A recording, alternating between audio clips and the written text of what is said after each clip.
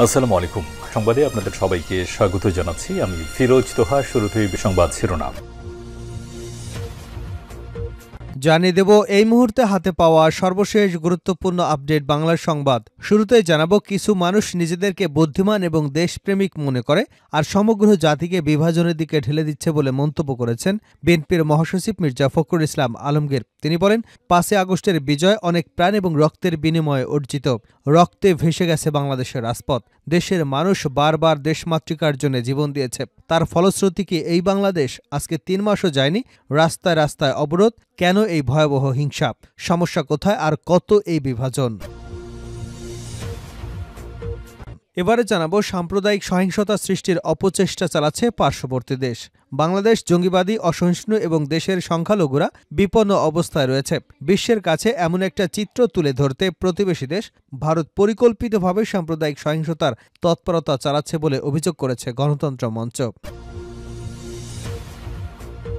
জানাবো, আমেরিকান দূতাবাসে পৌঁছেছেন বেগম খালেদা জিয়া। বাংলাদেশে অবস্থিত মার্কিন দূতাবাসে পৌঁছেছেন সাবেক প্রধানমন্ত্রী ও বিএনপি চেয়ারপারসন বেগম খালেদা জিয়া। আঙুলের ছাপ দিতে বুধবার দুপুর 2:15টার দিকে তার বাসভবন ফিরোজা থেকে রওনা হন বেগম জিয়া। বেলা 2:30 দিকে দূতাবাসে পৌঁছান তিনি। এদিকে হবিগঞ্জে দুপক্ষের সংঘর্ষে ওসিসহ আহত ৩০। হবিগঞ্জের আজমিরিগঞ্জে গ্রাম পঞ্চায়েত কমিটির সমিতির ফান্ডে রাখা টাকার হিসাবকে কেন্দ্র করে দুপক্ষের সংঘর্ষে ওসিসহ উভয় পক্ষের অন্তত ৩০ জন আহত হয়েছেন। খবর পেয়ে পুলিশ এবং সেনাবাহিনী ঘটনাস্থলে পৌঁছে পরিস্থিতি নিয়ন্ত্রণে আনে। এবারে থাকছে কর ফাঁকির মামলায় তারেক রহমানকে অব্যাহতি। কর ফাঁকির অভিযোগে এনবিআরের করা মামলা থেকে বিএনপির ভারপ্রাপ্ত চেয়ারম্যান তারেক রহমানকে অব্যাহতি দিয়েছেন আদালত। বুধবার ঢাকার বিশেষ জজ আদালত ১০-এর বিচারক রেজাউল করিম এ আদেশ দেন। এবং সর্বশেষ জানাবো আন্তর্জাতিক সংবাদ। হঠাৎ জর্ডান সীমান্তে গর্ত খুঁড়ছে ইসরায়েলি সেনাবাহিনী। ইরানের মাটিতে ইতিহাসের প্রথমবারের মতো ইসরায়েলের হামলার সময় তেল আবিবের পাশে দাঁড়িয়েছিল জর্ডান। এমনকি ইরানের ছোড়া ক্ষেপণাস্ত্র ভূপাতিত করেছিল তারা। অথচ সেই জর্ডানের সীমান্তে এবার নতুন পরিকল্পনা নিয়ে এগোচ্ছে ইসরায়েল। সোমবার দেশটির প্রতিরক্ষামন্ত্রী ইসরায়েল কাটস ঘোষণা দিয়ে এই অঞ্চলে নতুন করে উত্তেজনা দেখা দিয়েছে। এতক্ষণ শিরোনাম শুনছিলেন, এবার বিস্তারিত।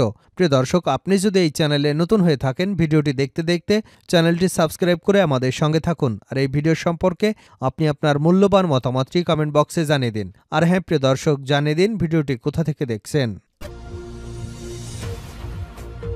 কিছু মানুষ জাতিকে বিভাজনের দিকে ঠেলে দিচ্ছে মির্জা ফখরুল। কিছু মানুষ নিজেদেরকে বুদ্ধিমান এবং দেশপ্রেমিক মনে করেন আর সমগ্র জাতিকে বিভাজনের দিকে ঠেলে দিচ্ছেন বলে মন্তব্য করেছেন বিএনপির মহাসচিব মির্জা ফখরুল ইসলাম আলমগীর। তিনি বলেন, ৫ই আগস্টের বিজয় অনেক প্রাণ এবং রক্তের বিনিময়ে অর্জিত। রক্তে ভেসে গেছে বাংলাদেশের রাজপথ। দেশের মানুষ বারবার দেশমাতৃকার জন্য প্রাণ দিয়েছে। তার ফলশ্রুতি কি এই বাংলাদেশ? আজকে ৩ মাসও যায়নি, রাস্তায় রাস্তায় অবরোধ। কেন এই ভয়াবহ হিংসা? সমস্যা কোথায় আর কত এই বিভাজন? বুধবার দুপুরে রাজধানীর জাতীয় প্রেস ক্লাব মিলনায়তনে এক আলোচনা সভায় তিনি এসব কথা বলেন। ৯০-এর স্বৈরাচার এরশাদ বিরোধী আন্দোলনে পুলিশের গুলিতে শহীদ ডাক্তার শামসুল আলম মিলনের শাহাদাত বার্ষিকী উপলক্ষে এই আলোচনা সভার আয়োজন করে চিকিৎসকদের সংগঠন doctors association of Bangladesh. Mirza Fakhrul Islam Alamgir বলেন, ধর্মকে কেন্দ্র করে কি উন্মাদতা শুরু হয়েছে? এটি কি চিন্তা করতে পারেন? গত কয়েকদিনের ঘটনায় আমরা অত্যন্ত চিন্তিত, উদ্বিগ্ন এবং আতঙ্কিত। বাংলাদেশকে কোন জায়গায় নিয়ে যাওয়া হচ্ছে? আমাদের সবাইকে দায়িত্বজ্ঞান সম্পন্ন কথা বলতে হবে। আজকে কিছু মানুষ নিজেদেরকে বুদ্ধিমান এবং দেশপ্রেমিক মনে করেন আর গোটা জাতিকে বিভাজনের দিকে ঠেলে দিচ্ছে, অন্ধকারের দিকে ঠেলে দিচ্ছে। প্রথম আলো, ডেইলি স্টার সহ অন্যান্য মিডিয়াতে যে ধরনের আক্রমণ শুরু হয়েছে তার নিন্দা জানাই। যে মিডিয়ার স্বাধীনতার জন্য সারা জীবন লড়াই করলাম, সেখানে জ্বালিয়ে দাও, পুড়িয়ে দাও, এই বাংলাদেশ আমি কখনো দেখতে চাইনি। আগেও না। কারো দ্বিমত থাকতে পারে, কিন্তু মত প্রকাশের স্বাধীনতা জীবন দিয়ে রক্ষা করতে হবে। এটাই গণতন্ত্র। আমরা এক ফ্যাসিবাদকে উৎখাত করেছি কারণ সে আমার গলা টিপে ধরেছে। অতএব ভেবেচিন্তে কাজ করতে হবে। বিএনপির মহাসচিব বলেন, সোশ্যাল মিডিয়ায় দেখি কিছু সংখ্যক মানুষ আছেন যারা জ্বালিয়ে দাও, পুড়িয়ে দাও লেখেন। আমরা কি বুঝি? আমাদের ভয়টা কোথায়? কোন জায়গায় দাঁড়িয়ে আছে? অন্তর্বর্তীকালীন সরকারের উদ্দেশ্যে ফখরুল ইসলাম বলেন, এ সরকার কারো একক নয়, অসংখ্য তরুণ জনতার আত্মত্যাগ এবং রক্তের বিনিময়ে অর্জিত। সুতরাং গণতান্ত্রিকভাবে বাংলাদেশকে এগিয়ে নিতে কাজ করুন। এমন কোনো কথা বলবেন না যাতে মানুষ বিভ্রান্ত না হয়। যদি দেশকে ভালোবাসেন, অন্যায়কে প্রশ্রয় দেবেন না, কারো কাছে মাথা নত করবেন না। সাম্প্রদায়িক সহিংসতা সৃষ্টির অপচেষ্টা চালাচ্ছে পার্শ্ববর্তী দেশ। বাংলাদেশের জঙ্গিবাদ, অসহিষ্ণু এবং দেশের সংখ্যালঘুরা বিপন্ন অবস্থায় রয়েছে। বিশ্বের কাছে এমন একটা চিত্র তুলে ধরতে প্রতিবেশী দেশ ভারত পরিকল্পিতভাবে সাম্প্রদায়িক সহিংসতার তৎপরতা চালাচ্ছে বলে অভিযোগ করেছে গণতন্ত্র মঞ্চ। নেতাদের অভিযোগ, চট্টগ্রামের ঘটনাকে কেন্দ্র করে ভারতের যে বিবৃতি তা রীতিমতো বাংলাদেশের অভ্যন্তরীণ রাজনীতিতে হস্তক্ষেপ। চট্টগ্রামের ঘটনা পরিকল্পিত, এটাকে আন্তর্জাতিক এজেন্ডা করে অপপ্রচার চালাচ্ছে পার্শ্ববর্তী দেশ। তারা বাংলাদেশকে জঙ্গি রাষ্ট্র হিসেবে উপস্থাপন করবার চেষ্টা করছে। সাম্প্রদায়িক দাঙ্গা লাগানোর যে অপতৎপরতা চলছে তা রুখে দিতে সরকার এবং জনগণের প্রতি আহ্বান জানান নেতারা। বুধবার দুপুরে রাজধানী তোপখানা রোডে নাগরিক ঐক্যের কেন্দ্রীয় কার্যালয়ে এক সম্মেলন সভায় এমন অভিযোগ করে গণতন্ত্র মঞ্চ। সংবাদ সম্মেলনে নাগরিক ঐক্যের সভাপতি মাহমুদুর রহমান মান্না বলেন, আইনজীবীকে কুপিয়ে হত্যা করা হয়েছে, একটা হিংসার চূড়ান্ত জায়গায় যাচ্ছে। এরকম ঘটনা দেশে কম দেখি, আশপাশে দেখি। এ ঘটনা যখন শুরু হয়েছে তখন প্রতিবেশী দেশের বক্তব্য, বিবৃতি আমাদের চিন্তিত করে। পত্রিকা অফিসের সামনে গরু জবাইয়ের ঘটনাকে বিভৎস ঘটনা উল্লেখ করে মাহমুদুর রহমান মান্না বলেন, আমরা মিডিয়ার পরিপূর্ণ স্বাধীনতার কথা বলি, কিন্তু কিছু পছন্দ না হলে সেটা বলার ধরন আছে। কিন্তু অস্ত্রের ভাষায় বলবেন, এটা কোনোভাবেই গ্রহণযোগ্য হতে পারে না। সরকারকে চোখ কান খোলা রাখার পরামর্শ দিয়ে মান্না বলেন, সরকার ঘটনা ঘটার পরে কাজ করবে সেটা নয়, লক্ষণ দেখলেই বোঝা যায় কি হতে পারে। গত কয়েকদিনে যেসব ঘটনা ঘটেছে এর পেছনে সরকার হেঁটেছে। সরকারের আইনশৃঙ্খলা রক্ষাকারী বাহিনী এখন পর্যন্ত সক্রিয় নয়। সরকারকে আরও সতর্ক হতে হবে। দেশের বিদ্যমান পরিস্থিতি নিয়ে বিপ্লবী ওয়ার্কার্স পার্টির সাধারণ সম্পাদক, গণতন্ত্র মঞ্চের সমন্বয়ক সাইফুল হক বলেন, ৫ই আগস্ট গণঅভ্যুত্থানের পর আওয়ামী লীগ এবং শেখ হাসিনার পরাজয়কে বিজেপি সরকার এবং তার পরাজয় হিসেবেই দেখছে। তারা বাংলাদেশের বিরোধী তৎপরতা, গণঅভ্যুত্থান বিরোধী তৎপরতা, অন্তর্বর্তী সরকারের বিরুদ্ধে অপতৎপরতা অব্যাহত রেখেছে।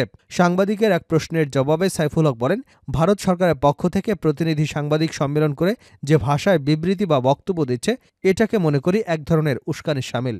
পরিকল্পিত সহিংসতার পরিবেশ সৃষ্টি করতে চট্টগ্রামে এ ঘটনা ঘটানো হয়েছে বলে মনে করেন গণসংহতি আন্দোলনের প্রধান সমন্বয়কারী জোনায়েদ সাকিব। তিনি বলেন, হত্যার যে ধরন তা দেখে বোঝা যায় তারা উস্কানি দিচ্ছে, যাতে মুসলিমরা হিন্দুদের উপর হামলা করে। সেই হামলাগুলোকে বাংলাদেশের বাস্তবতা হিসেবে সারা দুনিয়ায় দেখানো যায়। অভ্যুত্থানকে কালিমালিপ্ত করা যায়। এ ধরনের তৎপরতাকে প্রতিরোধ করতে হবে। আমেরিকান দূতাবাসে পৌঁছেছেন খালেদা জিয়া। বাংলাদেশে অবস্থিত আমেরিকান দূতাবাসে পৌঁছেছেন সাবেক প্রধানমন্ত্রী ও বিএনপি চেয়ারপারসন বেগম খালেদা জিয়া। আঙুলের ছাপ দিতে বুধবার দুপুর 2:15টার দিকে তার বাসভবন ফিরোজা থেকে রওনা হন বেগম জিয়া। বেলা 2:20 দিকে দূতাবাসে পৌঁছান তিনি। এর আগে দূতাবাসে যাওয়া আসার পথে প্রয়োজনীয় নিরাপত্তা ব্যবস্থা গ্রহণে বিএনপি চেয়ারপারসনের একান্ত সচিব এবিএম আব্দুস সাত্তার স্বাক্ষরিত ডিএমপির কমিশনার বরাবর চিঠি দেওয়া হয়েছে। আমেরিকার ভিসা সংক্রান্ত ব্যাপারে খালেদা জিয়া ঢাকায় অবস্থিত দেশটির দূতাবাসে যাচ্ছেন বলে দলীয় সূত্র নিশ্চিত করেছে। চিকিৎসকদের পরামর্শে সাবেক প্রধানমন্ত্রী এবং বিএনপি চেয়ারপারসন অসুস্থ খালেদা জিয়াকে উন্নত চিকিৎসার জন্য বিদেশে নেওয়া হচ্ছে। এ সংক্রান্ত সব প্রস্তুতি প্রায় সম্পন্ন হয়েছে। এয়ার অ্যাম্বুলেন্সও ঠিক করা হয়েছে। সবকিছু ঠিক থাকলে আসছে ডিসেম্বরের শুরুতে যুক্তরাজ্যের উদ্দেশ্যে রওনা হবেন খালেদা জিয়া এবং তার সফরসঙ্গীরা। সূত্র জানিয়েছে, 1 অথবা 2রা ডিসেম্বর খালেদা জিয়া রওনা হবেন। এর মাধ্যমে প্রায় 8 বছর পর লন্ডনে তার বড় ছেলে তারেক রহমানের সঙ্গে দেখা হবে খালেদা জিয়ার। চিকিৎসকরা পরামর্শ দিলে যুক্তরাষ্ট্রের জন হপকিন্সে যেতে পারেন খালেদা জিয়া। সুস্থ হয়ে দেশে ফেরার পর পবিত্র উমরা পালনে সৌদি আরবে যাবার কথা রয়েছে তার। বিষয়টি নির্ভর করবে তার শারীরিক অবস্থার উপর। তার পরিবার এবং চিকিৎসকরা এবং বিএনপির শীর্ষ কয়েকজন নেতা সার্বক্ষণিকভাবে বিষয়টি দেখভাল করছেন।